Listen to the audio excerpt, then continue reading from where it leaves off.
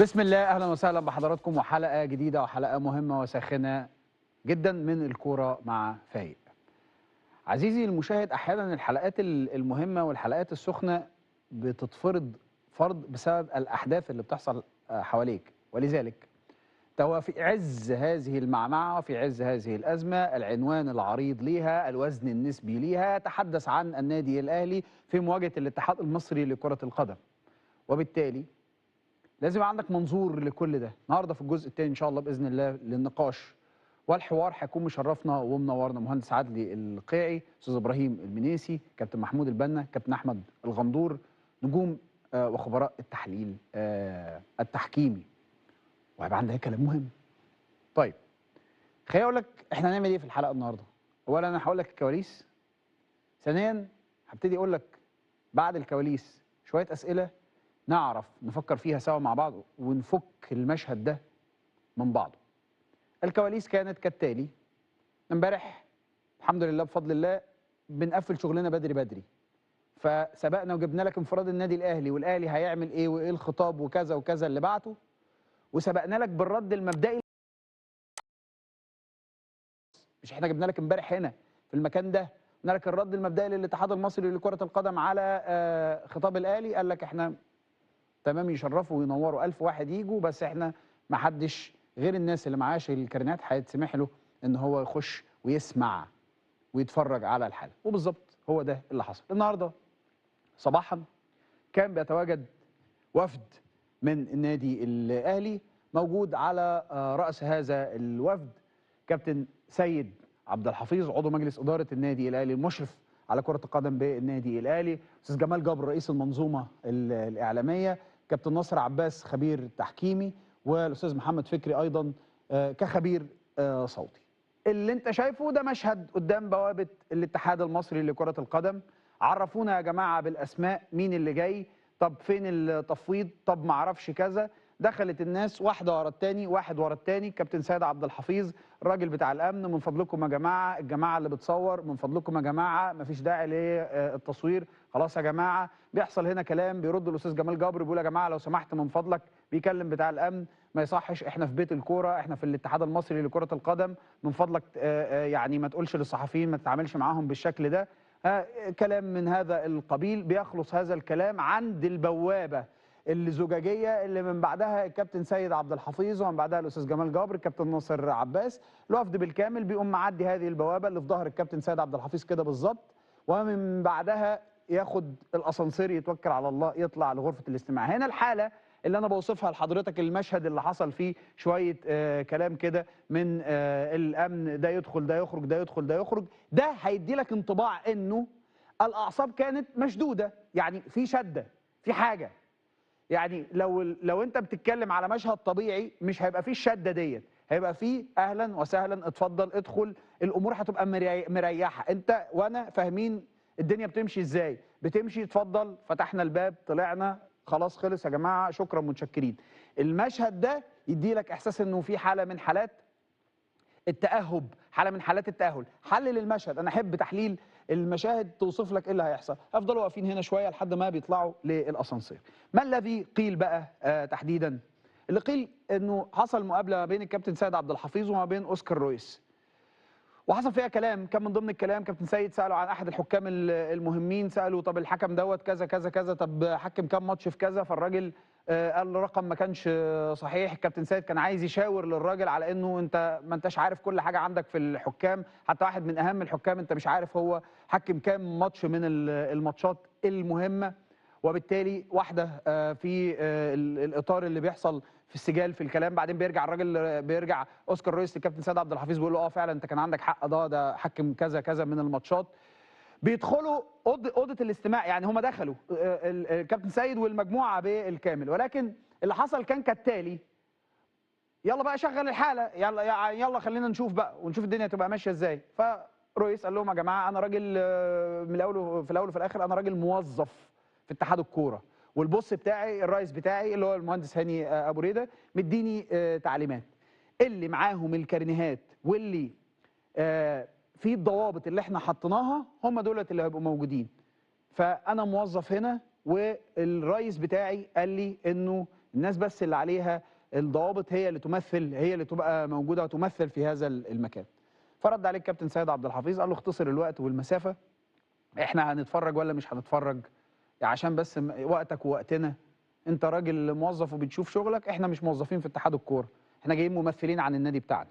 فهنعمل ايه؟ فقال له لا للاسف، الراجل اعتذر له وخلص الموضوع لكده. ما كانش موجود الامين العام النهارده، وحصل مكالمه هاتفيه ما بين الاستاذ جمال جبر وما بين استاذ عزام، دكتور مصطفى عزام، وللامانه الراجل كان في منتهى الود ومنتهى الادب الشديد جدا جدا في التعامل في هذا الموضوع وفي حديثه مع النادي الاهلي او وفد النادي الاهلي. ثم ما تراه قدام حضرتك على الشاشه كده خروج وفد النادي الاهلي، ما عادش كتير جوه، اعتقد ساعه الا ربع حاجه شبه كده، وما حصلش ولا لجنه استماع ولا حصل اي حاجه. فضلت الكاميرا بتاعتنا متابعه لحد ما وصل وعاد مره اخرى الوفد الاهلاوي بالكامل الى النادي الاهلي. طيب ايه اللي هيحصل؟ ما هو موقف النادي الاهلي بالكامل؟ موقف النادي الاهلي بالكامل كالتالي: كابتن سيد عبد الحفيظ رفع تقرير بالكامل لمجلس الاداره بيشرح فيه 3 حاجات. الحاجه الاولانيه ما له علاقه بالتعنت من وجهه نظر النادي الاهلي في ان هو ما يسمعش وما يشوفش اللي حصل النهارده، ده رقم 1.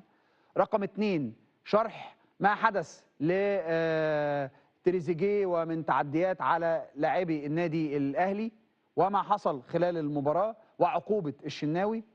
رقم 3 رد اعتبار النادي، وركز في ديت عشان دي نقطه مهمه، رد اعتبار النادي الاهلي فيما يتعلق بجزئيه تصريحات رئيس لجنه الحكام اوسكار رويس، اللي قال لك فيها، ودي نقطه مهمه جدا الاهلي واقف عندها وهيقف عندها، الاهلي وقف عندها وهيقف عندها كتير قوي.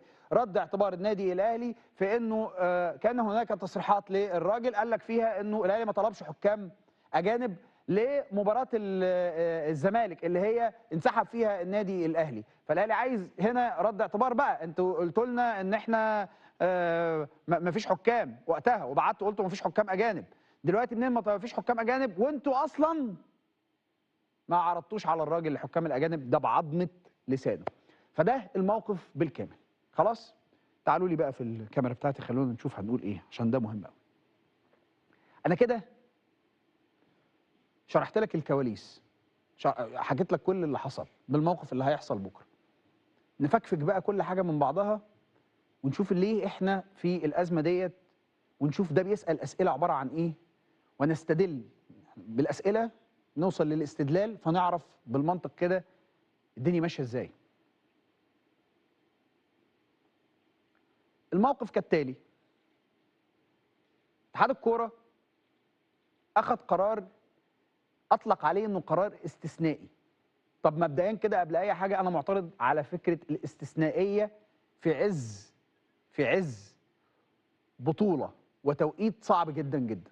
بمعنى انا كاتحاد كوره عندي واقعه النادي الاهلي، انا يا باشا لا استثني احد، وبالتالي اذا انا عندي هذا الضغط من النادي الاهلي وهعمل هنا استثناء، هقول الاستثناء ده يبقى قاعده، هبعت لكل الانديه المصريه المشاركه في البطوله اقول لهم سلام عليكم، اسوه بما حدث او بما سيحدث او وفقا للظروف الراهنه ولمزيد من الشفافيه. صباح الفل يا جماعه الخير كلكم في الكوره عندنا في مصر، مسموح لحضراتكم في الحالات الجدليه ان انتوا تيجوا تشوفوا اللي انتوا عايزين تشوفوه برسوم او من غير رسوم، بضوابط او من غير كده، واشرح للناس اقول له والله بص لازم حضرتك تبقى معاك كارنيه، بتلبس شورت وفانيلا، بتقوم الصبح بدري، بتشرب شاي بلبن، ما بتشربش شاي بلبن، بتتغدى، بتتعشى، فطورك ايه، عشاك ايه، غداك ايه، قصتك، تفاصيلك، ضوابطك. ما انت دلوقتي بتقول للناس انا فير جدا جدا، فلا انا مش هشوف بس، مش هخلي الاهلي بس اللي يشوف اهلي وسيراميكا كليوباترا، اخلي سموحه يشوف سموحه والاهلي، هخلي بيراميدز والمصري يشوف بيراميدز والمصري، هشوف كل واحد عنده شك في حاجه وعايز يجي يتفرج، واحط الضوابط، اقول والله لا لازم يبقى كذا، 1 و2 و3 و4. انت حطيت استثناء، اقبل بقى. حطيت استثناء، هذا الاستثناء انا اشوفه من وجهه نظري مش صحيح. يعني انا من الوهله الاولى اول لما اتحط في الموقف ده قلت السلام عليكم يا جماعه، بيان كل الانديه تيجي تتشرف، فاول نادي هيجي لك هو النادي الاهلي بناء على الطلب. حط ده على جنب، اللي جاي مهم قوي. وده سؤال، انت كاتحاد كوره يوم 9 ابريل بعت للنادي الاهلي قلت له صباح الخير اهلا وسهلا بحضرتك يا فندم، احنا ما عندناش مشكله، انت عايز تيجي تسمع الفار؟ تعالى، ده خطاب رسمي من اتحاد الكوره للناس في النادي الاهلي، انت عايز تسمع؟ قال له انا عايز اسمع. قال له خلاص ابعت ممثلين عنك. وانت بتبعت له واضح ان انت ما كانش عندك الرؤيه بالكامل، فما قلتلوش ابعت لي ممثلين عنك. ضوابطهم كالتالي: 1 و2 و3 و4، وما اشترطتش عليه اي حاجه، انت قلت له ابعت ممثلين. خلاص، اذا انت قابل، اذا انت موافق، اذا انت بتقول لي تعالى، ما انا كده كده مش هجيب لك حد من الشارع، ما انا كده كده مش هجيب لك ناس مالهاش حيثيه، انا كده كده هجيب لك، انا النادي الاهلي وانت بتخاطب النادي الاهلي، فانا كده كده هجي لك، صح كده؟ فانت لما بعت له الخطاب ده، سؤال انا بسال اهو عشان نستدل، انت لما بعت له الخطاب ما حددتلوش ضوابط، فسبتها له واسعه. ثم جه بعد كده قال لك والله في 1 و2 و3 وانا جاي اعمل كذا كذا كذا كذا، والوفد بقياده الكابتن سيد عبد الحفيظ. فجيت بعت له قلت له لا يا فندم، انا ما فيش، لازم يبقى معاك كارنيه، ولازم يبقى معاك كذا، ولازم يبقى معاك كذا. فمنين انت ما حطيتليش ضوابط، ثم انت جاي بعد كده بتحط لي ضوابط؟ طب سؤال مهم من ضمن الاسئله، 2020 في واقعه يستند اليها النادي الاهلي، قال لك والله بص، ساعه المشكله بتاعه الاهلي وبيراميدز في السوبر حصلت مشكله في الفار وكذا وكذا وكذا، فالناس طلبت شريط المباراه فراحت اخذته من قناه ابو ظبي. حصل؟ حصل. ساعتها كان الاستاذ عمرو الجنايني هو رئيس الاتحاد المصري لكره القدم. حصل؟ حصل.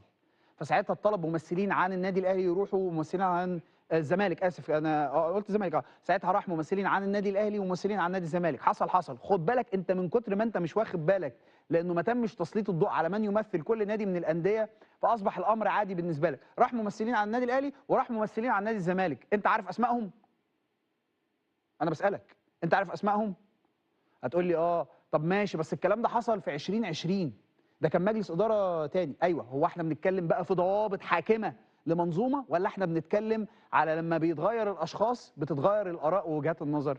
فده سؤال مهم، هل هي وجهات واراء ووجهات نظر، ولا هي لا لائحه؟ ما هو الاصل طالما ما فيش لائحه فالاصل هو الاباحه. خلاص انا ادي للناس الحريه يا باشا، انت عايز تيجي تشوف تعالى، طالما انا ما عنديش نص ولائحه بيجبرني ان انا اقول لك 1 2 و3 و4، خلاص. طب انت عملت استثناء يبقى تفتح للكل، لانه ما ينفعش يبقى استثناء. بقول لك ما ينفعش يبقى استثناء، ما ينفعش يبقى استثناء، ما ينفعش. ليه تعمل استثناء للاهلي وبقيه الانديه الثانيه؟ انا بقول لك اهو، لازم لو هتفتح افتح للكل، هتقفل تقفل للكل، لكن ما تقولوش والله اصل انا منيت عليك، انا استثنيتك، لكن وانا بستثنيك انا حسيت ان انا لا في ضوابط، اصل لا مع الدخله ما عجبتنيش، فانت اديت ايحاء بعد ما قلت وبعدين ثم بعد كده بدات تسال، اديت ايحاء بحاجات غريبه. طب وانت مش عايز كابتن سيد عبد الحفيظ ليه؟ فبدات الناس تسال اسئله منطقيه جدا جدا. الله، ما انت ما عندكش حاجه جوه، خلاص تمام، انت خش افرجوا على الحاله وتمام، وانا اخري ايه لما اتفرج على الحاله يعني؟ بسال سؤال والله، ايه الاخر؟ اعرف اللي حصل جوه بس، تطمئن عقيدتي وافهم هو قال ايه لمين، قال ازاي، والغلطه جت من فين، وكذا وكذا وكذا، اذا كنت اقدم تظلم، اذا كنت عادي، كلها امور اراها عاديه. طيب تعالوا، عشان احنا برضو بنحب نعمل الهوم ورك بتاعنا زياده شويتين ثلاثه، فسالنا الراجل فيتور بيريرا. فيتور بيريرا هو كان عضو، كان رئيس لجنه الحكام هنا، هتولي على الشاشه لو سمحت، تولي على الشاشه. كان رئيس لجنه الحكام هنا في الاتحاد المصري لكره القدم، وحاليا فيتور بيريرا بيشغل منصب مدير تطوير الحكام بالاتحاد التركي لكره القدم. سيبك منه حلو ووحش، انا بجيب لك من الزاويه ديت السؤال ده. بص بيقول لك ايه لما سالناه انا ما اعرفش اي حاجه عن ازمه الاهلي وسيراميكا كليوباترا، انا مش بتابع الاحداث في مصر. قال بالنسبه لي انا ما عنديش مشكله اذا استمعت الانديه لتسجيلات التواصل بين الحكام وتقنيه الفيديو اثناء المباراه، وهذا هو رايي الشخصي. بيقول ايه تاني؟ مدير تطوير التحكيم بالاتحاد التركي لكره القدم، اللي هو كان عندك هنا ماسك التحكيم، قال لك على سبيل المثال هنا في تركيا اذا ارادت الانديه الاستماع يمكنها، وفي دول اخرى ايضا اذا رغبت الانديه في الاستماع الى هذا التواصل يمكنها فعل ذلك بالفعل. قال انا دايما كما كنت عندما عملت في مصر لمده عام ونصف مع الشفافيه، ليس لدي ما اخفيه، وكذلك الحكام لا يجب ان يكون لديهم ما يخفون، هذه هي وجهه نظري. ف لا، ما هو انت ما بتخترعش العجله. اهو الراجل بيقول لك، وبسؤاله عن سبب عدم اذاعته لهذه التسجيلات خلال فتره عمله. ما هو انت برضه بتسال سؤال، والله يا عم طب انت ليه ما عملتش كده؟ قال لك في الوقت ده لم يكن الاتحاد الدولي لكره القدم يسمح بذلك، كان الامر بمثابه توجيه من فيفا يمنع الاتحادات من القيام بذلك. اما الان فهناك عده اتحادات تسمح بذلك، والاوقات تتغير والامور تتغير، ولذلك اصبحت الشفافيه كلمه مهمه جدا في الوقت الحالي، بل وكانت دائما مهمه في عالم التحكيم. اهو ده كلام الراجل اللي لا من هنا ولا من هناك ولا اي حاجه. طيب اذا احنا في هذا المشهد بالكامل مش قدام لقطه ليها علاقه دلوقتي بالنادي الاهلي، خدها بقى، خدها بالاعم وبالاشمل. كمان يومين ثلاثه هيحصل ماتش، هتحصل مشكله. اي نادي من الانديه انا اشوف انه من حقه انه يطلب ده، من حقه. باشا انت طلبت، انت حطيت اشتراطات، ما حطيتش اشتراطات، كذا كذا كذا. دخلنا في مشكله، دخلنا في مشكله لانه في نادي تاني لما تيجي تحط له الاشتراطات تقول له كذا كذا كذا. طب هو تصرفه هيبقى عامل ازاي؟ تصرف حاد ولا تصرف عادي؟ هيقبل ولا مش هيقبل؟ طب انت دخلت الموضوع كده في سكه عناد ما بينك وبين الانديه، مش انك بابا، انت بابا، المفروض بابا، فبابا تقبل الناس، يقعد معاهم، يتكلم معاهم، يتشاور معاهم في الامور اللي ممكن تشغل بالهم كانديه كلها. ده المشهد بالكامل. ماذا قال الكابتن سيد عبد الحفيظ بعد ما خرج من الاتحاد المصري لكرة القدم؟ تعالوا نتابع مع حضراتكم هذا اللقاء وما قيل فيه. يلا بينا. احنا جايين النهارده بجواب بعتناه لاتحاد الكوره، تمام، والناس ردت علينا بجواب تاني وقالت ان في جلسه استماع يوم الاحد الساعه 12، وبناء عليه احنا جينا في الميعاد. فوجئنا امبارح ان هم بيحددوا الاطراف مين اللي يبقى موجود. ده طبعا مخالف للائحه والقانون والدستور وكل حاجه. فجينا بجواب رسمي مفوض من النادي الاهلي بمين يحضر، اوكي. وبالتالي جينا في نفس الميعاد اللي احنا متفقين عليه واللي اشار اتحاد الكره في خطابه. وده حصل مش اول مره على فكره، يعني ده حصل من 4 سنين في احداث الاهلي والزمالك في السوبر 2020 لو تفتكروا، في المشاكل اللي حصلت ديت. وكان في جلسه استماع برضو، وبرضو اتحاد الكره ساعتها بعت جواب مين يمثل النادي الاهلي ومين يمثل نادي الزمالك بدون تحديد الهويه او المراكز. يعني السؤال اللي بيطرح نفسه، يعني انت بتحدد الاجهزه الفنيه وبتحدد الاجهزه الاداريه. طب سؤال، امبارح انا كان عندي ماتش مثلا، ماذا لو تمت اقاله مثلا الجهاز الفني بالكامل والجهاز الاداري بالكامل، مين اللي يبقى موجود؟ محمود وفا واحمد مجاد مثلا، مين اللي يبقى موجود في الاستماع؟ دي نقطه. النقطه الثانيه يعني برضو عشان الشفافيه والكلام ده، ودي حاجه بتاعت ربنا. يعني راجل رئيس لجنه الحكام امبارح في قناه تلفزيونيه بيقول لما اتسال على احداث السنه اللي فاتت في المباراه اللي ما لعبهاش الاهلي مع الزمالك، هل تم طلب منك استعانه حكام اجانب؟ قال لا خالص. يعني احنا عندنا 3 جوابات مش جواب واحد. بيقول ان لضيق الوقت ان احنا طلبنا من لجنه الحكام، يعني فاهم. فمين هنا مين الصادق؟ تمام. موقف الاهلي له مجلس اداره يعرف يجيب حقوقه كويس بمنتهى الوضوح ومنتهى البساطه. يعني شكرا. ده كلام الكابتن سيد عبد الحفيظ، ودي القصه بالكامل. والازمه، الوزن النسبي لهذه الازمه هي اللي بتخلينا نفتتح بها البرنامج ونتحدث عنها بكل تاكيد في ظل انتهاء هذه الجوله. حوار ونقاش مهم جدا جدا في الجزء الثاني بعد الفاصل مباشره في حضره المهندس عدلي القيعي، استاذ ابراهيم المنيسي، كابتن محمود البنا، كابتن احمد الغندور. خليكم معنا بعد هذا الفاصل.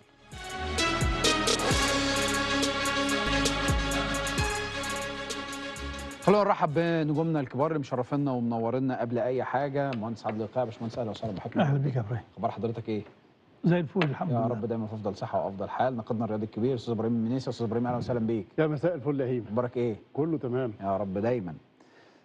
نجم التحليل وخبيرنا التحكيمي كابتن محمود البنا. ازيك يا كابتن بنا؟ حبيبي، اخبارك ايه؟ كويس والله، بخير. كله زي الفل؟ زي الفل الحمد لله. حكمنا الدولي كابتن احمد الغندور. ازيك يا كابتن غندور؟ حبيبي يا كابتن ابراهيم، وحشني كتير من ايام دبي. صحيح. عامل ايه؟ من نصف نهائي السوبر. حصل. عامل ايه؟ اخبارك ايه؟ بخير الحمد لله. زي الفل. كله زي الفل؟ الحمد لله. طيب يعني احنا عايزين نتناقش في الاحداث اللي حصلت. خلينا نبتدي بما حدث النهارده. شويه اسئله منطقيه لها علاقه برد اتحاد الكوره ولها علاقه بموقف النادي الاهلي. من فيهم كان بيتخذ القرار الصح؟ من فيهم كان بيتخذ القرار غير الصحيح؟ طيب، بسم الله الرحمن الرحيم. برحب بالناس الجميله اللي انا قاعد معاها دي. استحملني عشان انا ببني اتفضل. في كلامي اتفضل. شويه ضبط للمصطلحات يلا تسهل لنا فهم حقيقه الامر. اتفضل يا باشمهندس. هو احنا مع هيبه التحكيم والحكام؟ مؤكد. لان بدون هيبه التحكيم الدنيا تبقى فوضى. ماشي. ولكن الهيبه لا تمنح، مش هديه. الهيبه تنتزع بالتصرفات. يعني كرامه اي انسان ليست في ايد الاخرين ولكن في تصرفاته هو. كويس. اذا تصرف بما لا يخجله ولا ينتقص منه الناس هتحترمه، وكلما كان وقورا هادئا وزاد غموضا يتمتع بالهيبه. صحيح. لكن ما اجيش اقول لك اوعى تكلمني كده انا اتمتع بالهيبه والحصانه. الحصانه دي كلمه عايزين يفهموا لنا على اعتبار ان الحكام او التحكيم هم قضاة الملاعب، وليس الحكام بقضاة للملاعب. لان في ثلاث اربع اعتبارات على نناقشها. كلامي على فكره يا جماعه لكل الناس، اللي يختلف بس الاول فكروا في اللي بقوله، ولو غلط من عندي انسوه او غلطوني فيه من غير بقى تجاوزات في حقي. التحكيم انا ما اعرفش. القاضي بيحلف عنده قسم بيلزمه امام الله قبل اي شيء. ماشي. فهو يدخل تحت هذا وتحت حده هذا القسم، ومن ثم بيمنح الحصانه.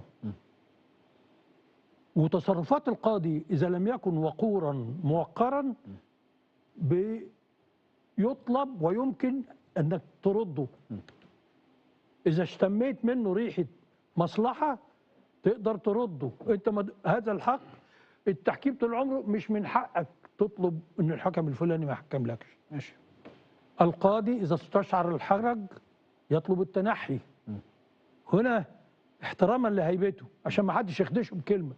ولم يحدث ولن تحدث في تاريخ ولا هو في مقادم الايام ان حكم هيتنحى عن مباراه لاستشعار الحرج.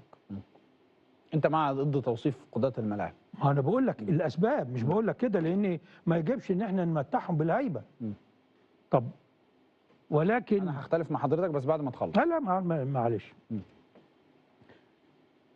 فالنهارده عشان الحكم يتمتع بالهيبه لازم يتمتع بالاستقلاليه. هل التحكيم في مصر مستقل؟ التحكيم في كل العالم. انا رحت برشلونه وشفت مبنى التحكيم منفصل عن مبنى الاتحاد. محدش يعتبه منه. ماشي. امبارح اوسكار قال كلمه بتلخص الازمه والمشكله وتدعو لكل من هو مرتاب انه صاحب حق في ارتيابه. في وسط الكلام وعدى كده ما حدش توقف قدامه. قال له انا موظف. او النهارده كمان اكدها مع كابتن سيد. والله انت مش مسموح لك. انا موظف في الاتحاد وملتزم بتعليمات الاتحاد. انت فقدت قيمتك كحكم. اذا كنت انت موظف بتلتزم بتعليمات انت لا يمكن ان تلتزم بما يمليه عليك ضميرك، لان اصبحت بتراعي انك موظف يجب ان ترضي رؤسائك. طيب ما هي برضه هتيجي منين الاستقلاليه؟ لانه كده كده بياخد مرتبه من حبيبي حتى لو انت لما تيجي تديني انت ما بتمنش عليا. انا باخد ما استحقه. انت طالبني خبير اضيف اليك. مش عشان اجي اعمل اللي انت طب انت جايبني ليه لو انا جاي اعمل اللي انت عايزه؟ ما تعمل اللي انت عايزه. انت جايبني ليه؟ انت جايب خبير اجنبي يصلح لك مصنع وموقف جنبه الاسطى عثمان بيقول له لا دي غلط ودي صح. جايبه ليه؟ طيب. دي نقطه. لا بس معلش والنبي. نخش على النقطه الثانيه لان الاتحاد هو صاحب عناصر اللعبه. ماشي. صح؟ عناصر اللعبه دي تبدا بالانديه ثم التحكيم ثم الجهاز الاداري ثم اللجان المختلفه. فانت مش جاي في خصومه مع الانديه. الانديه هي اللي بتشكلك.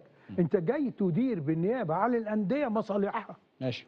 وبتوفر لها البنيه التحتيه اللي هي بقى كل اللي انا بقول عليه ده. فانك انت تتحول الى طرف مناوئ. انك انت لما يجي نادي يطلب حقه اكنك بتمن عليه. انت لا تمن عليه ولا تملك ان تمن عليه. النهارده النادي الاهلي كتب شكوى. مين اللي كتب الشكوى؟ الجهاز الفني؟ لا، اداره النادي الاهلي العليا. فلما اداره النادي الاهلي هي صاحبه الادعاء يتقال لها لا مش من حقك تحضري. امال مين اللي من حقه يحضر؟ انا لما اجي اعمل تحقيق اجيب صاحب الادعاء ومدعى عليه وبواجههم. قول يا عم بس لما يكون الكابتن انا مدي سيد. لك الاستثناء. لا انت مش استثناء. هو بيقول لك انا مدي لك الاستثناء حتى لو ما تدينيش. قول لي مش من حقك ما تدينيش، لكن انك انت تشترط عليا ان انا اجيب لك الناس. هو انا لما اجيب لك من الجهاز الفني والجهاز الاداري ما يجوز ما سمعوش اللي سمعوا الكابتن سيد؟ هو مين اللي قال الكلام؟ مين اللي قال ان الحكم اعتدى على اللعيبه؟ الكابتن سيد. يبقى هو اللي سمع، يبقى هو اللي يروح ويتواجه. لو انا موقفي قوي تعالى وريني يا كابتن سيد بقى فين الكلام اللي انت سمعته ده. لكن انك انت تمنع صاحب الشكوى.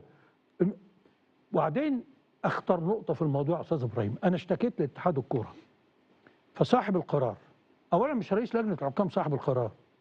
انا اشتكيت لاتحاد الكوره يبقى هو صاحب القرار امام الاتحاد بتاعه مش امام انا. هو ما يردش عليا انا، هو يقول لرئيس الاتحاد لا مش هقول له، مش لائحيا ما ينفعش. يبقى خلاص رئيس الاتحاد يبلغني من خلال اداره الاتحاد. لكن هو مين اللي خد القرار؟ مجلس الاداره. ما اجتمعش مجلس اداره، يبقى يا رئيس الاتحاد ادى تعليمات الامين العام. الامين العام اللي هو مين؟ دكتور مصطفى عزام. مصطفى عزام. نتوقف عند مصطفى. مين مصطفى عزام؟ اول مهمه لمصطفى عزام عندما تعرف عليه الوسط الرياضي، تعرف عليه كخبير في اللوائح الدوليه والتعاقدات في مشكله محمد ناجي جده، وانا كنت موجود، وهو جاء ممثلا عن نادي الزمالك بتفويض رسمي. وماله ما يمنعش يا سيدي؟ ما يمنعش. ما يمنعش. انا ما بقولكش لا يمنع، ما تعبش فيه حاجه. لا يمنع. ليه؟ ما هقول لك ليه. ما انت على فكره دي خبرات. شطفني بعد ما اخلص. لا الغي كل اللي بقوله. ما انا هقول اسبابي. انا حضرت بعيني. ما هو في مسؤولين منتمين. يعني دكتور اشرف صبحي كان يا سيدي وانا كان موجود وانا في كان معايا الزمالك وهو شغل منصب الوزير. لا مش وزير بس، كان معايا في اتحاد الكره. انا كنت في الاهلي وفي الزمالك. كابتن يا سيدي ما اقدرش. ما انت كده قطعت التسلسل. ما هو معلش انا هنا ما اقدرش. لا انا ما عرفتش اقول لك ليه، لان اللي شفته هو اللي عمله النهارده. انا بستند على واقع حصلت قدامي. سيبني اكمل كلام عشان انا مش عايز اقول كلمه تتاخد بقى يترد بالرد الايه اللي هو سهل ده. ما هو مش رد سهل، ده الرد في مشاهد. يا استاذ ابراهيم انت في مشاهد له حق علينا. ايوه في طرف اخر لا بد حق المشاهد يا استاذ ابراهيم انه يسمع رايي بالكامل ويشركه. ماشي. وانا هيبقى لي رد. اتفضل. طبعا ليك رد. ماشي. وكل الناس ليها رد. اتفضل. انا حضرت، دخلت انا مع كابتن ناجي جده، لقيت مصطفى عزام قاعد ما اعرفوش، عرفوني عليه ده كذا كذا كذا، ده خبير كذا خبير كذا، ومفاوض من نادي الزمالك، وعمل منصبا في هذه الجزئيه في نادي الزمالك لسنوات قريبه. ماشي. فجيت اقعد، راح طاعن لا ناجي جده ما يقعدش، ما يجيش معاه حد. هو ماشي. هو ماشي. نفس المنطق. هو ادى الحق لنفسه انه يحضر عن الزمالك، لكن ما يجيش انا. فلقيت ان رئيس اللجنه بيقول لي ايه؟ بيقول لي انا وهشام عبد الرب لو سمحتوا استاذنوا. فانا قلت له ازاي نستاذن؟ قلت له اذا كان ده محامي الراجل، انت جاي تحقق مع لعيب جايب المحامي بتاعه. طيب عايز تقول انا لا ان كده لازم اروح لبيت الضيوف؟ ما انت هتروح. ما انا قلت لك استحملني عشان انا هسكت خالص اوعدك. لا مش تسكت، انا مش عايزك تسكت. طيب انا بقول كده ليه؟ لان اذا كان صاحب الرؤيه دي جابها منين وطلعها ازاي، وايه الجدوى انك تقول لصاحب الشكوى ابعت لي حد ملوش دعوه بالموضوع. يعني انت متصور يجيب لك يستروب ولا المساعد بتاعه، هو الراجل مش عارف ان احنا شاكين طيب. ايه. يعني حضرتك باين تصورك يا باشمهندس عدلي على انه ده قرار الدكتور مصطفى عزمي مش قرار الاتحاد؟ ما اعرفش. انا بقول لحضرتك قرار الاتحاد. ما يقدرش. انا سالتك في الاول قلت لك قرار اتحاد ولا هاني ابو ريده ولا مصطفى عزام. مليون في المية. مصطفى عزام هو بلغ بس يا هو سيدي مليون في المية. كويس. انا سالت قرار مجلس اداره على فكره، انا اتكلمت بناء على كلام قلت لو رئيس الاتحاد نوجه كلامنا لرئيس الاتحاد، جاب الكلام منين؟ لا مصطفى عزام لا قال له كان ينبغي ان يكون عندك الاسباب الفنيه الداعمه لما تسال تجاوبنا على هذا السؤال. وعلى فكره يا ريت يطلع وتعمل له مداخله يجاوبنا على هذا السؤال. طيب النقاط بس اللي انا ليا فيها تحفظ على كلام الباشمهندس عدلي القيعي فيما يتعلق بجزئيه قضاة الملاعب. القياس قد يكون مع الفارق ما بين ما يقوم به قضاتنا الاجلاء وما بين ما يقوم به قضاة الملاعب اللي هم نجومنا في التحكيم واخواتنا واصحابنا، ولكن الرمزيه نفسها احنا بناخد من الرمزيه نفسها. ايوه مش بقلل منهم، من الرمزيه نفسها أنا بتكلم على الحصانه يا ابراهيم. ايوه معلش اكمل بس الجزئيه دي. بناخد من الرمزيه لحمايتهم ولحمايه هيبتهم وللحفاظ عليهم امام اللاعبين وامام الاعلام وامام الجماهير. هذا هو الغرض. وانت ما فهمتش انا السرد بتاعي كان يقصد ايه؟ يبقى انا برضه اوضح، يعني لو هو ده نفس المفهوم يبقى انا برضه اوضح طبعا. حتى لا يفهم الامر بشكل فيه سياق مختلف. لا انا عايز اقول انه مش شيك على بياض ان الناس اكننا لو جيت ناحيه السجن. لا ما اديتنيش فرصه اهو. انت اتكلمت براحتك وما اديتنيش فرصه اعقب، لان انا اسال عن كل شيء. فانا في يا حبيبي اتفضل وهعقب. الحكام ياخدوا الرمزيه بتاعه قضاة الملاعب، وهذا ليس مننا وانما دي محافظه على حكامنا وعلشان نقدر نديهم الهيبه وبالتالي يبقى عندهم الاحترام الكافي. انا مع الباشمهندس عادل القيعي ان كل واحد بيجبر ايا ما يكون هو ايه الشخص، بيجبر اللي قدامه بتقديره لنفسه وبطريقته في الملعب في ان هو يحوز على تقدير اللي امامه. لكن حتى وإن كان هناك بعض الأخطاء من الحكام لا يجب بأي حال من الأحوال أن احنا ننتزع عنهم هذه الحالة من الهيبة أو بمعنى أصح قدسية الملعب، علشان كده هيبقوا عرضة طوال الوقت لمشاكل كتير جدا جدا. والله أنا مع هيبة التحكيم، لكن لما حد يشتكي إن حكم زي ما أنت بتديلهم الحق يطيحوا بأي لاعب أو أي عنصر، يبقى أنا لما يكون أي عنصر بيتم الاعتداء عليه ويشكو من حقه ياخد حقه كاملا. طيب ان هو انا بالعكس مع هيبه التحكيم وانا قلت الكلام ده، كابتن محمود، بس لما تتصرف بما يحافظ على هيبتك. كابتن محمود خليني اسالك رايك ايه في اوسكار رويس، ورايك ايه في فكره الحاله اللي احنا موجودين فيها دلوقتي في الوقت الراهن من التباس للمعاني والمفاهيم والادوات التحكيميه؟ كل واحد بيحلل الكوره من وجهه نظره، كل واحد شايف الحالات التحكيميه بشكل مختلفه، وما عندناش مسطره واضحه. وحضرتك ممكن تحلل الكوره وتشوفها بوجهه نظر، وحضرتك ممكن تحلل الكوره وتشوفها بوجهه نظر، وانا لو خبير تحكيمي هحللها واشوفها بوجهه نظر، كما لو ان احنا ما مش ماشيين على مسطره واحده. طيب قبل ما ابدا في يلا. اوسكار رويز بس برضو عندي نفس الاعتراض بسجله على الباشمهندس، طبعا كل الاحترام ليه ورايه. هي فعلا الفكره فكره رمزيه ان قضاة الملاعب هم نفسهم قضاة الملاعب دولت بيقوموا نفس العمل اللي بيقوم بيه، طبعا مع الاختلاف الكبير ما بينه وبين اي قاضي موجود في الملعب. فكره الاستقلاليه موجوده، تبعيته لاتحاد الكره ده طبيعي جدا، لان اتحاد الكره هو صاحب عناصر اللعبه جميعا بما فيها الحكام، قصه القضاه طبعا تابعين للوزاره. يعني فكره ان انا اقدر اشتكي حكم، طبعا تقدر تشتكي حكم وممكن تعترض عليه. فكره ان حكم ممكن من نفسه يقدر يعتذر عن مباراه لوجود اي شبهه او ضغوط، لوجود ان انا لعبت مباراه قبل كده، وجود كل ده ممكن يقدرها، وانا شخصيا عملتها اكتر من مره ان انا ما العبش المباراه. فانا حبيت بس اسجل النقطه دي. النقطه الثانيه فيما يتعلق باوسكار رويز، يمكن اول واحد عملت معاه لقاء كان معاك انت، وذكرت حاجات كتيره وتنبأت ان احنا ممكن نكون قدام مشكله كبيره ممكن تحصل في الوقت المهم. وفي اكتر من برنامج سجلت اعتراضي، واحدهم سالني مره وقلت احنا امام فكره اتمنى وما يكونش دور للتحكيم في ان الدوري اساسا يكمل او ما يكملش.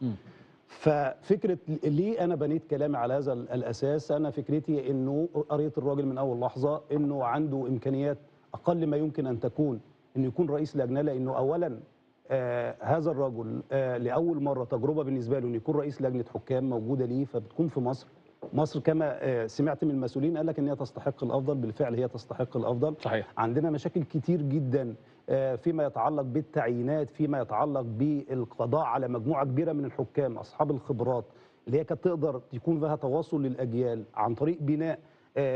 احنا بنتكلم على انه يعني انا سمعتها كتير من عضو مجلس اداره، انا مش متذكر اسمه حاليا، عضو مجلس اداره اتحاد كوره، دايما يقول احنا اللي طلبنا منه انه يجدد الدماء، واحنا اللي قلنا منه يعمل هذا الكلام.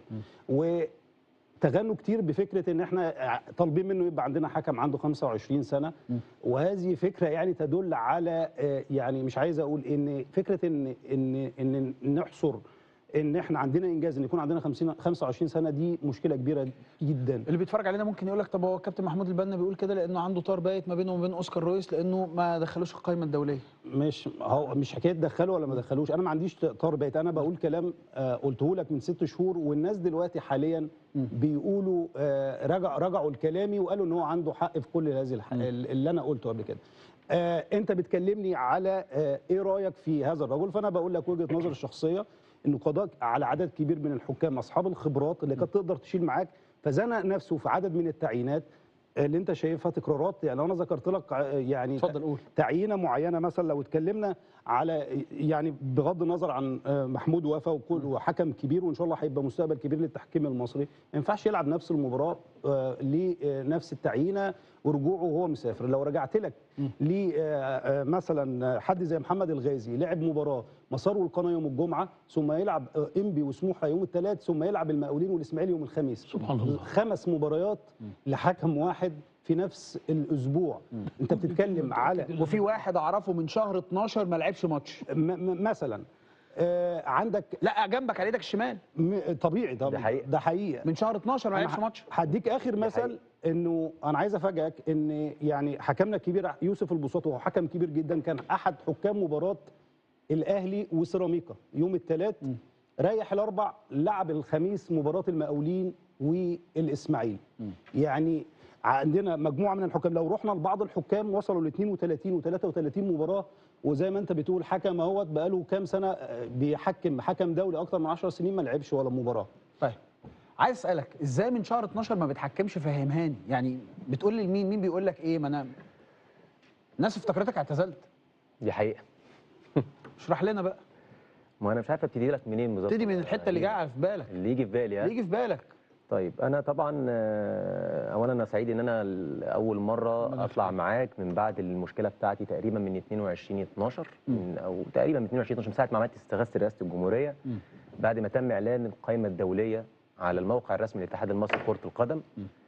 وانا يمكن حاولت قنوات كتير ان انا اطلع في التوقيت ده، وانا رفضت، لان انا بحب دايما لما اطلع هادي واطلع اتكلم بشكل منمق جدا عشان خاطر كل كلمه تطلع مني محسوبه كويس.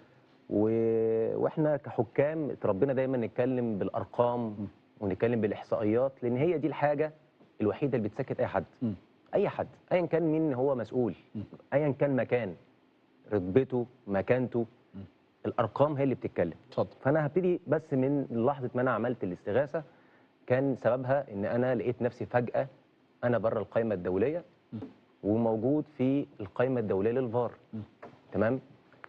فكان المطلوب مني ان انا اقبل بالامر الواقع، وانا الحمد لله يعني وبفضل الله، ويمكن البنا من الناس اللي شهد على الكلام ده كزميل ليا، غير النقاد غير الصحفيين غير الرياضيين، من ساعه ما تم اعلان القائمه الدوليه بشكل رسمي، تمام، وكل الشارع، ودي ما بتحصلش كتير مع حكم وحط تحت خط حكم دي برضو 100 خط. تمام، عشان ما حدش ياخدها لحته ثانيه. تمام. انه الناس كلها تتفق على انه احمد الغندور تم ظلمه باستبعاده من القائمه الدوليه. نقاد، لاعبين كوره من جميع الالوان، اعلاميين، الشارع الرياضي، زملاء. انت عملت ايه بقى؟ تمام. ما عملتش حاجه، كل اللي عملته ان انا اخر 3 سنين، انا بسرعه يعني عشان ما اطولش عليك، بسرعه كده، انا اخر 3 سنين 3 نهائيات كاس مصر ورا بعض، احمد الغندور، اهلي وبيراميدز، الزمالك وبيراميدز بتاع 3-3، واللي هيكسب هيقابل الاهلي في السعوديه. السنه اللي بعدها احمد الغندور في نهائي كاس مصر بيراميدز وزد. في نفس السنه احمد الغندور نصف نهائي السوبر المصري. في نفس السنه احمد الغندور نهائي السوبر المصري اهلي وزمالك مع امين عمر. خلصت الباقه بتاعتك بدري تقريبا. تمام. ده اللي انا عملته. ايوه، ده اللي انا عملته. طيب. يعني ماتشات كلها تقيله وكبيره. طيب خلينا نتكلم ومش عايزين نعديها دي عشان دي مهمه جدا. طبعا الخبير جه في شهر فبراير او يناير، تولى مهمته تقريبا رسمي بشكل تقريبا في نهايه فبراير اول مارس. والدوري انتهى في 30 مايو. يعني تقريبا قد ايه يا كابتن ابراهيم؟ انا عارف انك بتعرف تحسب كويس. شهرين شهرين صح؟ او ثلاثه طيب. ثلاثه. تخيل انه القائمه الدوليه بيضعها ايا كان مين، ايا كان مين في ماشي. مكانه، دي ماشي. ارقام وموجوده ماشي. في السجل. حط القائمه الدوليه للحكام عن فتره الشهرين. دي ما بتحصلش في اي حته في العالم غير في مصر. حصلت في مصر، ما بتحصلش في حته في العالم. يعني المفترض، وانا هدي اضرب مثال بكابتن عصام وكابتن جمال. جم في وقت ما كابتن جمال جه في لجنه الحكام، وجه كابتن عصام كان في التوقيت ده سايب التحكيم، ولما حصل انه حب يحطوا القائمه الدوليه حضرت اللجنتين عشان يحطوا القائمه الدوليه بالكامل، ان ده حق اصيل للكابتن عصام عبد الفتاح. تمام؟ طيب الخبير جه في شهرين حط القائمه الدوليه، برضه ما فيش مشكله، حقه. ماشي. الراجل يعمل اللي هو عايزه، ده خبير بيتكلم لغه وبنعرف نترجم، فالدنيا حلوه يعني. تمام؟ طيب احمد الغندور وضعه ايه؟ طيب احمد الغندور في الشهرين اللي الخبير موجود فيهم، تمام؟ طبعا كلمه خبير دي برضه تحطها تحتها 100 خط. ليه؟ خلاص؟ لا ليه؟ احنا الناس كلها شافت ليه. تمام؟ بس هقول لك ليه برضه. احمد الغندور معاه اهم مباريات الدوري في تحديد بطل الدوري في اخر 6 جولات، الاهلي والمصري. نتيجه 4-2 للنادي الاهلي، ووقتها كان لسه يمكن المدير الفني بتاع النادي الاهلي كان ماشي، ومسك كابتن عماد النحاس تقريبا. تمام؟ وبعدها ب 48 ساعه بلعب الزمالك وبيراميدز. الماتشات كلها تقيله. بعدها 48 ساعه ومباريتين فيهم شغل في الشهرين. الاهلي مع بيراميدز، الزمالك والمصري والبنك الاهلي من تحت رابع وخامس عشان كونفدراليه. ده احمد الغندور. طيب ده معناه انك انت بتعتمد على احمد الغندور في الماتشات الكبيره. ليه احمد الغندور يبقى بره القائمه الدوليه؟ دي ارقام وماتشات ومسجله. ليه بقى؟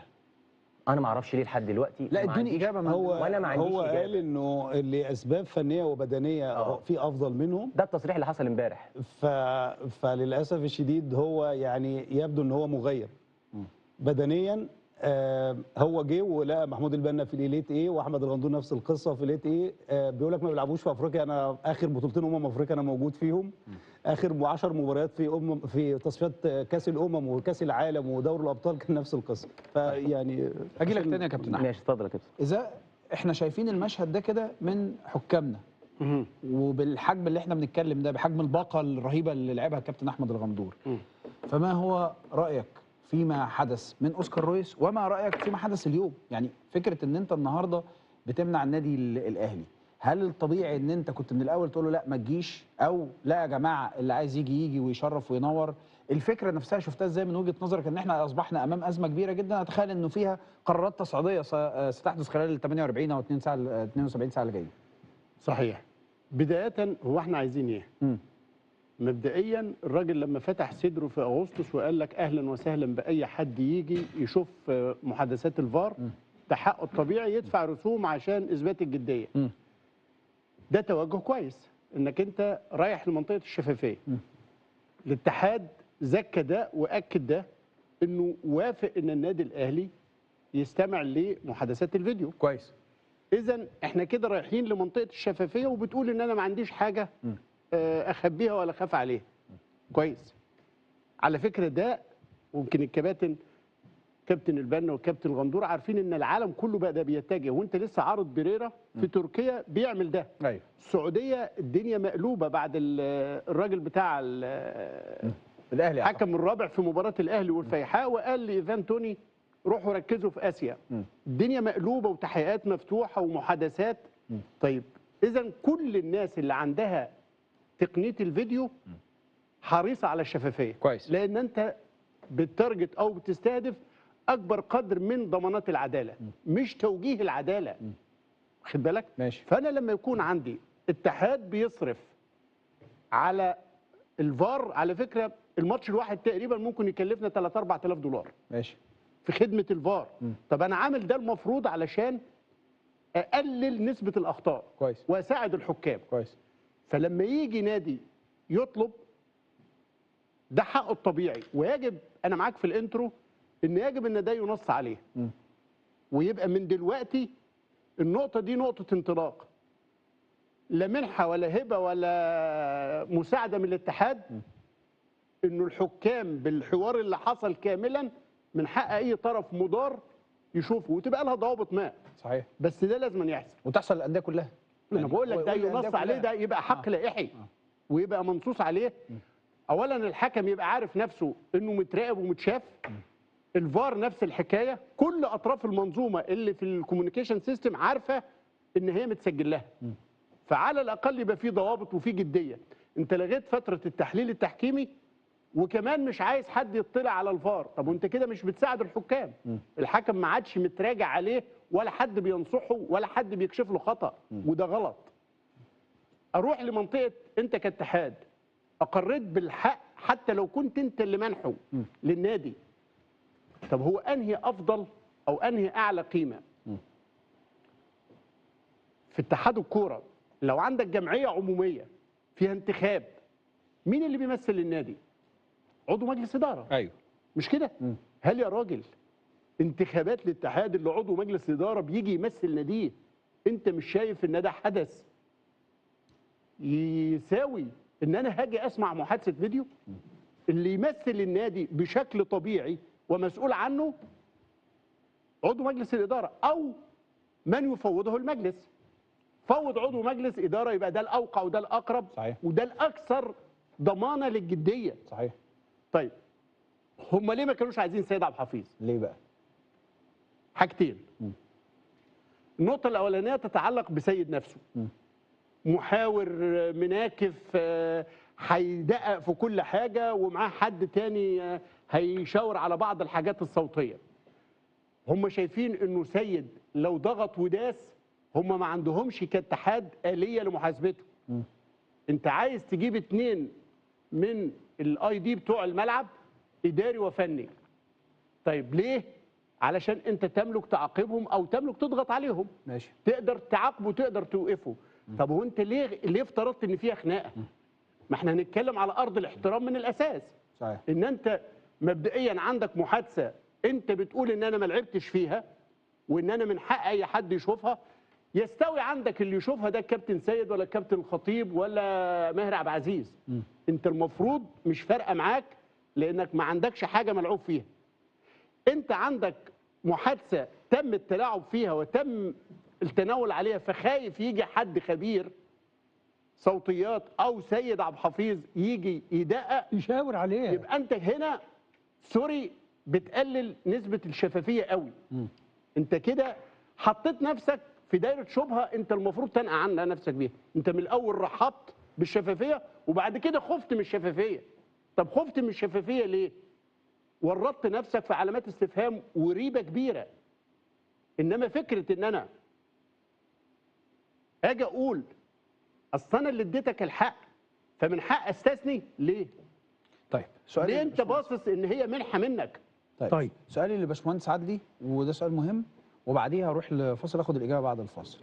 سؤال: وما الذي سيعود على النادي الاهلي بالنفع اذا استمع للفار؟ هيستفيد ايه لو سمع الحاله او لو عرف الحاله؟ حلو قوي. عدد واحد فاصل في السريع ونرجع نكمل كلامنا.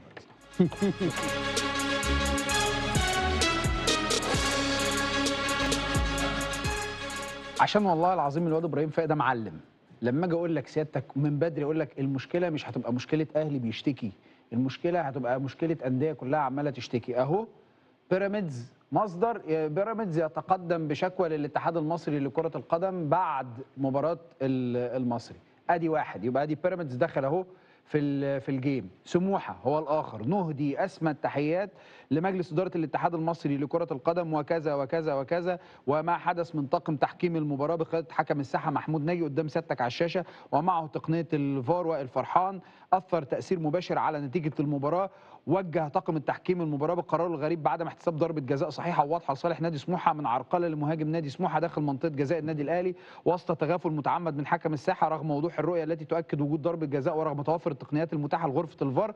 قرر حكم الفار عدم استدعاء الحكم بالرغم من ان جميع خبراء التحكيم اقروا بان نادي سموحه يستحق ضربه جزاء وذلك ان دل على شيء فانه يدل على تعنت واضح سواء من حكم الساحه او حكم المباراه وانحياز كامل للخصم. وهاخد بقى عريضه قدام سيادتك اهو ويهيب نادي سموحه للجنه الحكام بمعاقبه الحكام المخطئين للحفاظ على حقوق الانديه. اذا لما كنت بتكلم مع سيادتك عن ان احنا عندنا مشكله تحكيميه ستطال الجميع بس وشوف بقى كمان اللي جاي. انا بقول لك اهو جاي لك مسابقه، وشوف كمان الكام ماتش اللي جاي. اتفضل يا باشمهندس عادل، كنت بسأل حضرتك سؤال مهم جدا، ايه اللي هيستفيد بيه النادي الاهلي لما يسمع الفار؟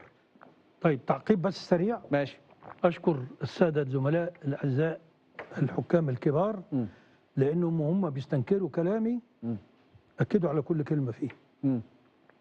هل ممكن ان يتقال على حكم ان هو مغيب قاضي؟ انا قصدي من الكلام هم مش غلطانين وانا مش غلطان. قصدي انت اذا كنت عايز تتمتع بحصانه القاضي. ما على حكم، لحظه وقال على رئيس لجنه الحكام. قال هم طعنوا على كل تعييناته واحنا قاعدين كده، فمش ممكن اللي فيها رمزيه يا حبيبي اصبر بس، سيبك من الرمزيه بقى. انا ماليش دعوه بالرمزيات، انا جاي اظبط مصطلحات. انت عايز تبقى احكم على القضاة الحكام انهم ضمير يعني الذي يريد ان يتمتع بحصانه القاضي يجب ان يتمتع بضمير القاضي، هذا كلامي. ماشي. مش ان هم ما ينفعش يطلق عليهم كده. طيب ماشي. ولكن الذي يفرط في هذا ما تقولش عليه. طيب خلينا نتجاوز النقطه دي اللي خلاص واضحه. ماشي. عشان ما يبقاش في خلاف. ماشي. 2 سيد عبد الحفيظ. سيد عبد الحفيظ راجل مفوض رسمي من مجلس الإدارة ومن كابتن الخطيب، المفوض عن شؤون الكرة هو الأستاذ ياسين بشؤون الكرة. كويس. ولما يكون لجنة فيها 2 فيهم واحد كان لعيب كرة وكان مدير الكرة، يبقى هو بالمنطق المفوض في الناحية الفنية الخاصة بالكرة. ماشي. دي 1. نمرة 2 سيد عبد الحفيظ هو صاحب التعليق والقفشة في الملاحظات اللي رصد بيها تجاوز الحكم، اللي ما فيش قاضي بيشتم متهم ولا محامي في الجلسة. يبقى ده ما ينفعش يبقى قاضي ملعب. فكابتن سيد لما هيروح هيقول له والله قبل المباراة وبعد السلام الوطني الحكم قال لتريزيجيه انت متوصى عليك النهارده. انا بجيب لك بقى الكلمه دي اتقالت. ايوه على مسؤوليه حضرتك. ظهرت في فيديو على فكره. يا حبيبي معلش انا حبيبي على مسؤوليتي، لان اللي قالها لي لا يرقى اليه شك. ماشي. وانا كلمته قلت له هقول كده. نمره 2 لما تريزيجيه كابتن النادي الاهلي راح يحتاج ابعد يالا. ده قاضي؟ طيب. نمره 3 ان انا لما اجيب واحد هو اللي بيقول الوقائع دي حصلت في اللحظه دي وفي اللحظه دي، مين غير سيد عبد الحفيظ هيقول هذا الكلام؟ ماشي. يبقى سيد ما يجيش. طب انا مش عايز اقول سيد ما يجيش، اروح مفصل مين يجي عشان ما المواصفات ما تجيش على سيد، رغم ان سيد له صفه رسميه في كره القدم في النادي الاهلي. طبعا واخد بالك؟ عضو مجلس مفوض بالاشراف. الكابتن سيد في ال5 دقايق اللي قعدهم في جلسه غير رسميه مع الحكم جابوا لمس كتاف. الكابتن سيد سأله سؤال مفخخ فيه دعابة. مين أحسن حكم عندك النهاردة؟ فالراجل قال له قال له مش الطقم اللي راح كأس العالم؟ قال له أمين عمر. قال له حكم كم مباراة للزمالك؟ قال له 5. الكابتن سيد قال له سبحان الله 1. لأن الزمالك أبدى امتعاضه من هذا الحكم الذي لم يخطئ معه ولكن وشه وحش عليه. يعني الزمالك ما اشتكاش أمين عمر في أي مباراة وانا هنا لا اتعرض لنادي الزمالك، انا بقول لك الوقائع التي حدثت. ماشي. فده راجل النهارده يبقى ينفع ده وزير العدل اللي عنده قضاة بيوزعهم على الملاعب ونطلق عليه قضاة الملاعب؟ مفيش اي صفه من صفات القاضي تنسحب على كل ما قلناه ده. ماشي. فانا مش بالعكس، انا قلت لك انا مع هيبه التحكيم، لان بدون هيبه التحكيم ازاي المباراه تدار؟ طيب استاذ ابراهيم، السؤال اللي انا كنت بساله لباشمهندس عدلي، ايه اللي هيستفيد بيه النادي الاهلي لما يسمع الفار؟ بص، الاهلي مبدئيا بيسجل موقف قوي ضد حالات حصلت في مباراه كان فيها انحياز واضح جدا ومن حكم افتقد كتير من سمات العداله اللي المفروض يكون مسؤول عنها. ضربة الجزاء ما هياش الا قضيه، الاهلي مش هيعيد المباراه ومش هتتحسب له البنالتي.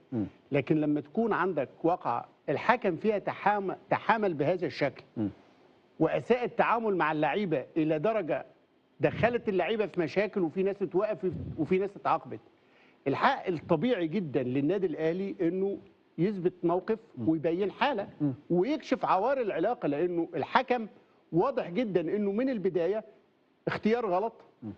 مباراه الدور الاول، وده بقى يعني انت بتتكلم على ان سموحه بيحتاج ومش عارف مين بيحتاج. الرابطه لغايه قبل مباراه الاهلي بعت لاتحاد الكره 27 خطاب شكوى. لما انت تبقى جايب لي واحد انت بتصفه بالخبير على راي الكابتن احمد الغندور، وفجاه كميه شكاوى، اولا ضيع لك وش الكريمه. انت خدت وقت قد ايه في مصر عشان تبني حكام دوليين ماشي. يكون لهم هذه القيمه؟ ازاي كانت ليه سلطه منفرده لوحده انه يبطل ناس؟ طيب انا بس تبطل عايز ناس. نرجع للسؤال اللي انا سالته حضرتك. الاهلي دور على حقه.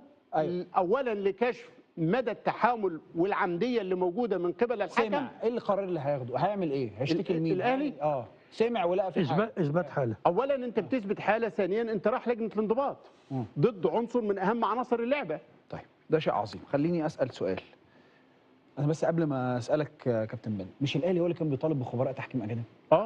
طيب ما هو جه تحكيم خبير هو كل هو الراجل ده خبير اجنبي. اجنبي يعني خضرة يعني. اجنبي ولا مش اجنبي؟ بقول لك ايه ده اجنبي لدرجه بعيده ويتمتع بكل الصلاحات الدوليه طبقا للمعايير الاخلاقيه الدوليه. شوف هو انت، ما هو كان عندك دريرة وانت اتكلمت عنه، ماشي. واخد بالك؟ هو معنى ان انا اجيب خبير اجنبي معناها ان انا اسلم لاي مستوى؟ انت اتكلمت يا راجل على القيمه والهيبه.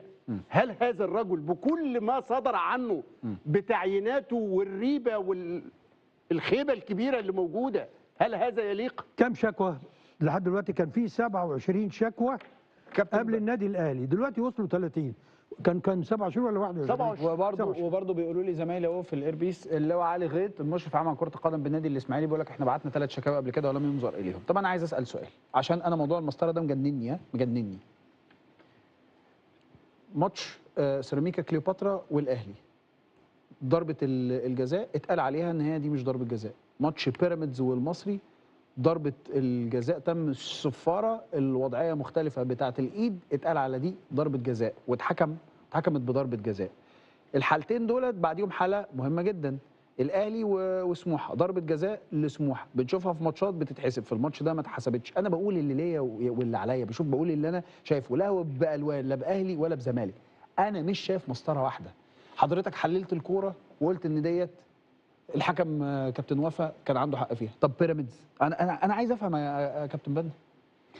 يعني بدون الدخول في تفاصيل اللعبتين مختلفين شويه، يعني انا لكن في الحالتين انا اللعبتين ليست ركله جزاء بالنسبه لي. يعني اللي هي بيراميدز اللي هي بتاعت المصري مش ضربه جزاء. بتاع المصري طبعا مش ضربه قولا واحدا.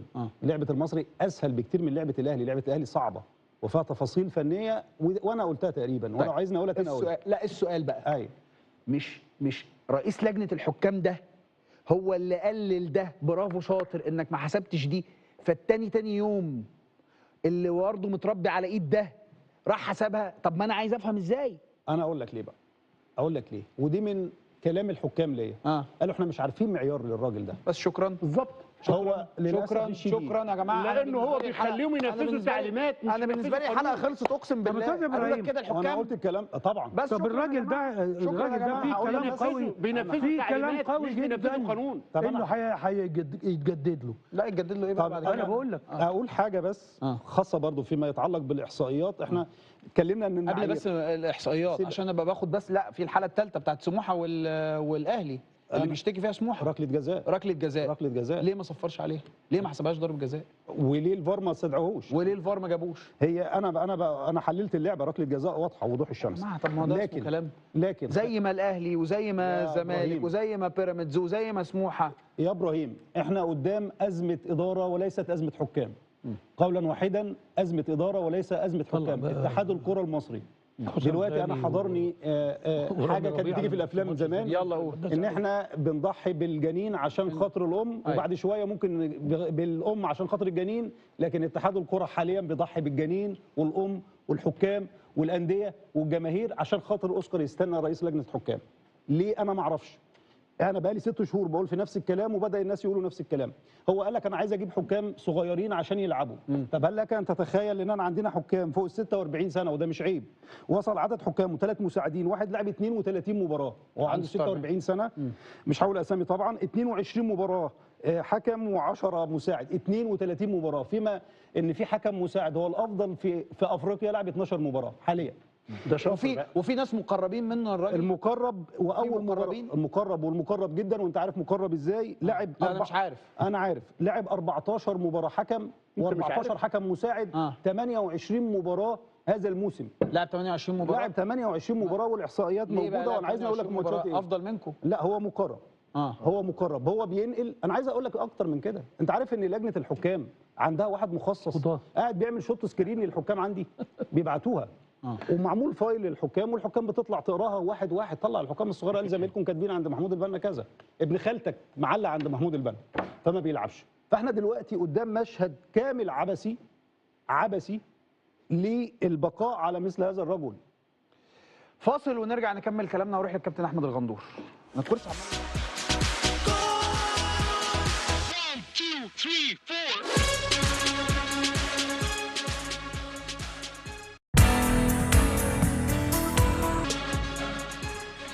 كابتن احمد حبيبي، من شهر 12 وانت بتحكي الحكايه الغريبه ديت انك لحد النهارده بعيد خالص رغم المباريات الكبيره اللي انت لعبتها. لما سالت الناس في اتحاد الكره قالوا لك ايه؟ لما اتكلمت مع اللجنه المصريه اللي موجوده غير الراجل نفسه الاجنبي قالوا لك ايه؟ مشكلتك مع مين؟ قصتك مع مين؟ لا هو الحقيقه انه ما حدش بيرد عليك اصلا. والحقيقه الاكبر ان احنا تقدمنا بمذكره رسميه انا وكابتن محمود البنا للوزير السابق الدكتور اشرف صبحي وحكينا فيه كل حاجه على اساس انه يحصل تدخل. قبل ما تكمل، هو اللي طلب مني دكتور اشرف. ماشي. ده حصل تواصل وفعلا قدمنا مذكره، والمذكره دي اتحولت تباعا الى اتحاد الكره اللي حولها تباعا الى لجنه الحكام اللي احنا بنشتكيها. لك ان تتخيل بقى ان المفترض انه انا مظلوم. مصر كلها قالت احمد غندور اتظلم بجميع طوائفها بدايه من الجمهور لحد المتخصصين، وطلب مني رسميا يوم 2/2 يتحقق معايا. اتبعت لي عن طريق الواتساب، طبعا هو مش رسمي، ده شبه رسمي، بجواب من لجنه الحكام على تليفوني الخاص. انت مطلوب للتحقيق يوم 2/2 عشان نشرت على صفحتك استغاثه لرئاسه الجمهوريه وبتتكلم على السوشيال ميديا وانا مظلوم. وفكرت كتير صراحه اروح ولا ما اروحش، ولكن حبيت اقفل الباب على فكره عدم مروحي، فيتحط ان انا جابونت او رفضت ان اروح، او ما عندكش حاجه تقولها، او ما عنديش حاجه اقولها. ورحت وحضرت التحقيق، وبدون دخول في تفاصيل التحقيق تمام، ذكرت كل اللي عندي بالوقائع وزي ما حكيت لك كده بالظبط، وكل الارقام والمباريات اللي لعبتها قلتها في التحقيق بتاعي. وانا عايز اعرف انا ليه بره القائمه الدوليه. وللاسف من يوم 2/2 لحد يوم 9/2 بعت ايميل رسمي انا عايز اعرف ايه نتيجه التحقيق معايا. انا ما زلت حكم عامل، ماشي، او على الاقل حكم دولي فار زي ما هم حطوني يعني، تمام. مفيش رد. قمت عامل ريمايندر على الميل تاني يوم 25/3 انا عايز اعرف ايه نتيجه التحقيق، وعايز صوره من نتيجه التحقيق، وعايز اعرف موقفي ايه. انا راجل قاعد من 22/12. احنا بنبطل حكم يا جماعه، انتوا سامعين ولا لا؟ احنا بنبطل حكم، احنا بنبطله كوره. عنده 40 سنه، عنده 40 سنه، غيره بيحكم لحد 46 سنه. بنبطله كوره عادي جدا جدا. وللاسف يا كابتن ابراهيم 49 للاسف يا كابتن ابراهيم، تمام. تخيل ان انت رحت والتزمت، وانت دي الجهه اللي انت شاكيها، والتزمت ورحت وقلت كل اللي عندك، وبعدين مره واتنين تقول لهم قولوا لي انا غلطت في ايه؟ هو ايه مشكلتي؟ طب ردوا عليا في اللي انا قلته في التحقيق. مفيش رد ومحدش بيكلمك. هاخد بس من كلام البنا، عامل احصائيه بسيطه عشان اخرج من الحته دي في موضوع الاعمار السنيه. هو قال ارقام هو حاصرها بعدد مباريات اللجنه اسندت لحكام فوق 46 سنه. طيب انا النهارده زي ما قيل على بعض السنه بعض المسؤولين انه احنا بنغير وجوه وبننزل وبنغير اعمار وبننزل اعمار. طيب احمد الغندور 40 سنه، تمام، لعب المباريات دي كلها على المستوى المحلي وعلى المستوى الدولي. انا الحمد لله شاركت 9 بطولات افريقيه مجمعه، وفي الإليت ايه من 21 22 تمام. وناهي الموسم بالنصف نهائي السوبر المصري ونهائي السوبر المصري، وعامل مباريات كويسه. طيب ايه المطلوب من حكم، ايه المطلوب من حكم في مصر بعد ما يوصل للمستوى ده ويلعب الماتشات دي بالطريقه دي، انه يتشال من القائمه الدوليه؟ طيب بلاش كده، احنا لما جينا نخش القائمه الدوليه اصلا سواء انا او محمود البنا، تمام، عشان يتقال للناس دي حكام كبار ويقدروا يشيلوا مباريات تقيله، انا في 2017 كان كابتن محمد فاروق ما بطلش، كابتن سمير عثمان ما بطلش، كابتن جهاد جريشه ما بطلش، أيوة. واحمد الغندور بيلعب مباراه الاهلي والمصري والزمالك والمصري في السنه اللي هخش فيها القائمه الدوليه. طيب انا لما هدخل حد مكان احمد الغندور وعايز اعلن انه ده افضل من احمد الغندور او افضل من محمود البنا، ماشي فالمفترض ان انا بديله مباريات بالثقه، المباريات الكبيره ان ده يبقى حكم دولي، ماشي. تمام، عشان يبقى مكانه. طيب ده حصل؟ لا ما حصلش. طب العكس، الحكم الدولي انت بتشيله المباريات الكبيره اللي فيها مشاكل، سواء كانت على تحديد بطل الدوري او على المباريات الفاصله للهبوط للدرجه الثانيه. طب ايه المطلوب من حكم تاني يعمله؟ طيب مباريات بره مصر بتأدي، مباريات في المنطقه العربيه بتأدي، طب ايه المطلوب تاني مني انا اعمله؟ انت بتكلم نفسك ها؟ انا بكلم نفسي، انا بقالي 4 شهور بكلم نفسي، انا بقالي 4 شهور ولادي بيقولوا لي هو انت ليه ما بقتش بتلعب يا بابا؟ بيجيبوا لي شنطتي عشان انزل اروح اتمرن. حاجه في منتهى الخزي، وبعدين للاسف ما تلاقيش حد بيرد عليك. يعني انت ايه المفروض تعمله تاني؟ انا مش عارف، يعني انا شخصيا ما عندي بقاش حل عندي الازمات إجابة ومش عندي بالتجاهل سؤال. ده حاجه. طيب. اللي ما عندوش حاجه هيرد عليك باشمهندس يقول لك عادل، إيه؟ هسأل أسئلة سريعة عشان الوقت. إيه الخطوات التصعيدية اللي هيعملها النادي الأهلي من وجهة نظرك وبحكم خبراتك الكبيرة؟ لا انا مش معني قوي بجد يعني بفكره ان الاهلي لازم يوصل لخطوات تصعيديه تجيب له حقه، انما انت لما بتعري الخطا ده في حد ذاته قيمه مهمه جدا، ربما يفيد فيما هو قادم انك انت تظبط الاداء بقى مع الناس كلها. ده مش الاهلي لوحده اهو. وعلى فكره انت قلت الماتش اللي فات، طب انا عايز افكر الكابتن البان، ماتش الاهلي وزد ركله جزاء، ركله جزاء، وهو طلع قال مش ركله جزاء، وهو طلع قال مش ركله، وهكذا يجي 3 4 ماتشات كل واحد بيحصر اللي يخصه. فانت الحقيقه كرة القدم من دون الشعور بالعدالة حتى في الخطأ، يعني مساواة في الظلم عدل بيقولوا عليها كده. مؤكد ان انت مش قصدك على الاقل لما اعرف ان انت دي ما بتحسبهاش ما اعملهاش. هو ده اللي انا قلته، يعني لو انت في الكرة بتاعت الاهلي ما حسبتهاش فجيت ماتش بيراميدز ما حسبتهاش خلاص تمام، لكن ديت غير ديت، اكتر من كده يا استاذ ابراهيم، بتحسب دي اكتر من كده. شوفها بقى على المردود الدولي وسلوك لاعبتك في الماتشات الدوليه. لما تيجي تعودهم على كور فيها تجاهل للقانون الدولي او المعايير اللي هيتعاملوا بيها في المحافل الدوليه، هيرتكبوها وهتبقى كوارث وانت في ماتشاتك الرسميه. تقييمك كم من 10 للتحكيم في مصر؟ مش انا اللي هقيم بقى، اللي هيقيم عدد الشكاوى اللي اتقدمت في هذه اللجنه. استاذ ابراهيم، من وجهه نظر حضرتك بعد هذا الكم من الجدل والاخطاء، هل اوسكار رويس من المفترض ان هو يكمل الموسم المقبل ويتم تجديد الثقه فيه؟ اوسكار رويز بقاؤه يومين في البلد في اتحاد الكوره عيب. عيب ليه؟ عيب بجد. يعني عيب انك انت ترتكب كل هذه الاخطاء والقيل والقال حوالين مين المقربين واسباب هذا التقرب، واللي كتبته الجارديان وذا صن قبل ما الراجل ده يجي مصر. يعني الف باء المهندس هاني ابو ريده وهو شخصيه دوليه، انا عليا ان انا يعني ابعد عن الشبهات، وانا بكلمك على مستوى صحافه مش صحافه صفراء، بكلمك على مستوى ذا صن والجارديان، وموجوده على سلوك هذا الرجل والاتهامات اللي وجهت ليه.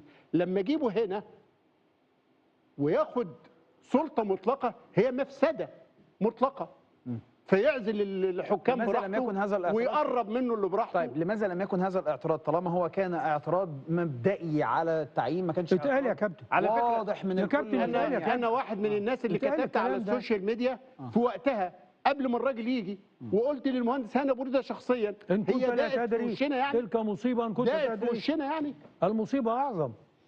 طيب انت شايف الموضوع وصل لحد فين في ظل ده وفي ظل كم ماتش الصعبين اللي جايين في ضغط كبير جدا؟